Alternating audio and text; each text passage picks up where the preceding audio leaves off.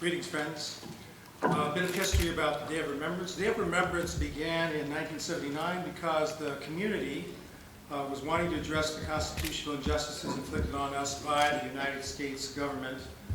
The focal point has always been on the signing of the Executive Order 9066 by President Franklin Delano Roosevelt on February 19, 1942, which led to the incarceration of 120,000 persons of Japanese ancestry into 10 WRA concentration camps and at least 17 Department of Justice alien internment camps. This year's program is entitled Never Again, Indefinite Detention, Rendition, Torture. These are the words that are used today to describe what our government has been doing in our name, in what they have called the War on Terror.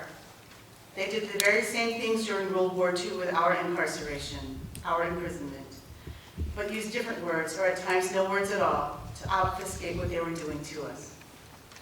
The government told us that they would keep us in relocation centers for the duration of the war. Today, the term they use is indefinite detention. And though detention is targeted rather than en masse, the targets are often incorrectly identified. Indefinite detention is torture. To not know when your imprisonment ends robs you of hopes, plans, and dreams for your future. Rendition, in law, is the handing over of persons from one jurisdiction to another. In practice, it is sending a terrorist suspect covertly to be interrogated in a country with less rigorous regulations for the humane transfer from Tule Lake and Fort Lincoln. An even more egregious form of rendition was the transfer of Peruvian Japanese to United States custody for the purpose of POW exchange with Japan. Civilians taken from one country to another without cause or trial.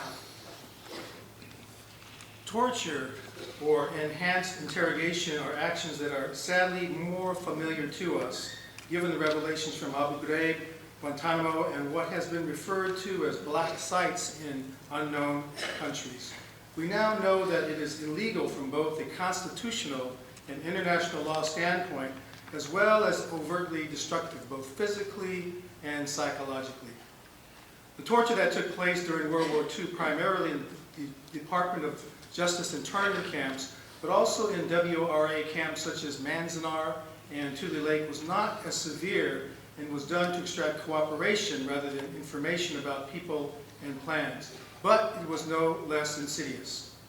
Despite the claims of humane treatment, the history of this torture can be extracted from government documents. The incarceration was a tactic of psychological torture that continues to affect the Japanese American community to this day. With the passage of the National Defense Authorization Act, the NDAA, these acts become legal and unassailable by a simple act, a designation by the President of the United States. We have much to do to change the course of recent legislation.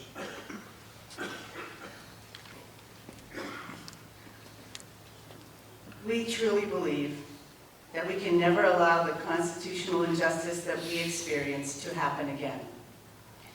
We take this day every year to remember and to call for action on the continuing redress struggle of our Nikkei community, as well as the struggles of our sister and brother communities for truth and justice.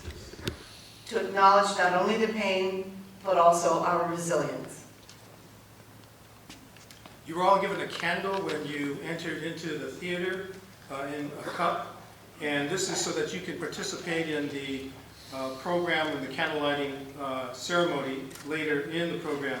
And the candle will be lit. You'll light your candle when the candle is lit for your camp.